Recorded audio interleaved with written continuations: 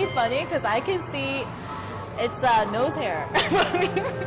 여기서 이렇게 보면 코털이 보여요. And in the ears. I know who he is. Yes. Here we have classic Frankenstein as portrayed by Boris Karloff. And this, in Guillermo's house, is also on display up above us. Oh, it's in his house. Yes, he lives with us. What a weird guy. And he wanted to display it that way because then you have almost the effect of the scale of Frankenstein's face on a big movie screen. So it creates that effect that you have when you see something on the big screen. But also, yes, with the three-dimensionality, we also have this really cool shadow, and we can see every single hair. Yeah, look around and see quite a few versions of Frankenstein from this perspective. Wow. And yes, this is Boris Karloff getting his makeup touched up by a legendary Hollywood makeup artist named Jack Pierce. And Del Toro, when he was starting out in the Mexican film industry, did special effects and makeup. He's always been really fascinated with that, you know, from the kind of DIY makeup effects, monster makeup to... So he used to do his own makeup to the actors? Yes. Yeah, and when he was working on his first films with a low budget, he had to do a lot of that himself or figure out cheap ways to do it. So he really knows the business from the ground up. So these cases here are a combination of different types of items, medical samples or sculptures, books, natural history specimens. They're the kinds of things you also see very often in Del Toro's movies. He often features scientists and people who collect specimens. There's a character like that in one of his early films, Kronos, in Blade 2. There's a similar kind of storing of things in jars. And in the TV series The Strain, which is on now, there are lots of kind of specimens and things in bottles, and because as the characters try to figure out what is causing this infection, they have to examine every that possibility. why he has those samples of skin infections. Yes, so some of these would have been used in medical training years ago, and some of them are toys and props or sculptures. So everything here has kind of multiple purpose as kind of a sample or an artwork. You can't really tell. Is it real? Is it fake?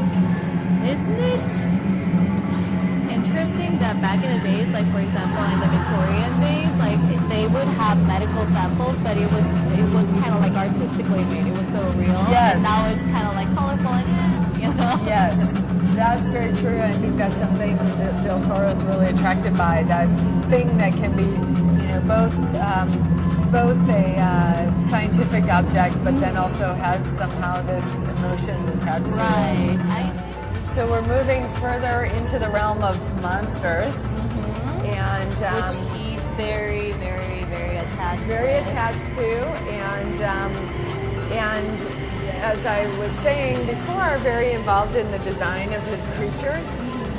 For him, they need to be convincing from all angles, not just one point of view. And you can real see in this group. These are concept drawings by an artist named Wayne Barlow for Hellboy, a monster in Hellboy. And you can see he's testing out how the creature will look from all 4 different points of view. Okay. It's like a really living creature, like these things would actually have. Yes, they have some basis in anatomy. Yeah. And here's my favorite character in Hellboy. Yes, Ape Sapien. So again, yes, he would combine some real sorts of details. So detailed. It has like the littlest wrinkles on the palm. Yes. And the whatchamacallit, it's the octopuses have the 발판. Yeah.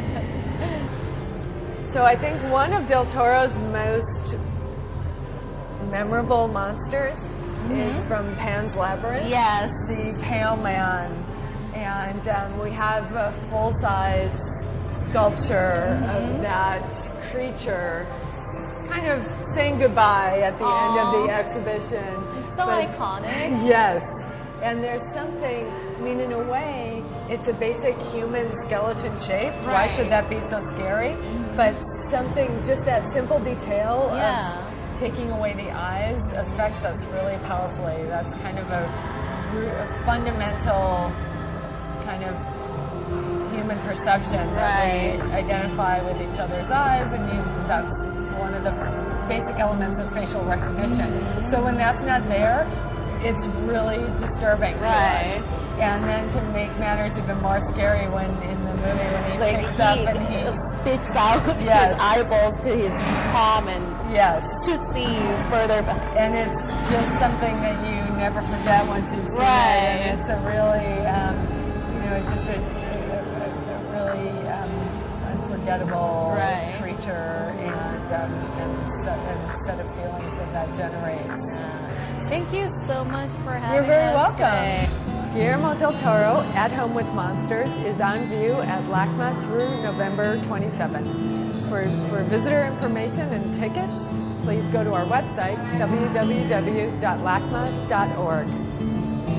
지금까지 라크마에서 열리고 있는 기에르모 델 토로 감독의 특별전을 살펴봤는데요.